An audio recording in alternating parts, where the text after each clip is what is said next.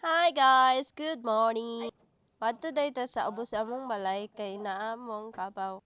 And ako din ng mama nang nakablo nagdala siya og sanggot og pisi. Kay listen niya og pagilong ang kabaw. Hinana day ang way sa pag-ilis og pangilong sa kabaw guys. Imo na siyang ihikot sa kahoy nga kanang mubo kay nga igo siya dili makalihok kaayok para di ka masungagan. So, inana na siya ka mubua, tignan na siya kay kalihok. Ang giputol na dahil ni mama ang daan nga pisi guys para ilisan sa bago ka ng yellow is mo na ang bago nga pisi guys. So, dugay-dugay siya naputol no kay musukol ang kabaw. Maybe sakitan siya, sorry baw. So, na naglisod jud si mama gamay og putol din. Finally, naputol na siya guys. Naglihok-lihok jud ang kabaw kay sukol jud siya mo-action jud siya panungag. May gani akong mama small but turbo so nakaya rin dyan niya giawiran yung sa kabaw jud kakuha ng kabaw guys oy. That's a super mom. So wala mo yung nana guys. A mother that would do everything.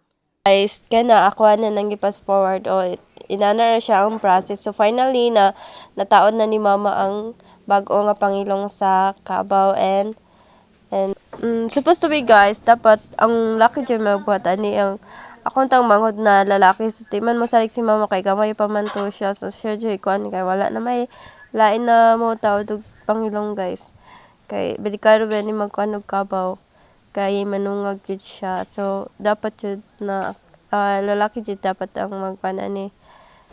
So mga to guys na taon na ang pangilong and kuan po si babaw luig kaayo daghan kay siya busy sa nawong pero inana na siya guys kay naglihok-lihok man siya ang katong ng taas nga PC nga katong ikot sa lobby and iputol na lang dahil ni mama ang katong daan nga PC kay di siya mabad-bad guys para masulod atong bag-o nga pangilong and then nahuman na guys sige kuan na lang kay adjustan na lang ni mama ang kuan para di po siya matangtang kay Jesus ra Japon og dili tarungon kay makabuhi and nagulat na lang ang kabaw guys so para kuan mama ang adjust dugay-dugay siya ma-adjust guys kay gahi kay ang PC guys.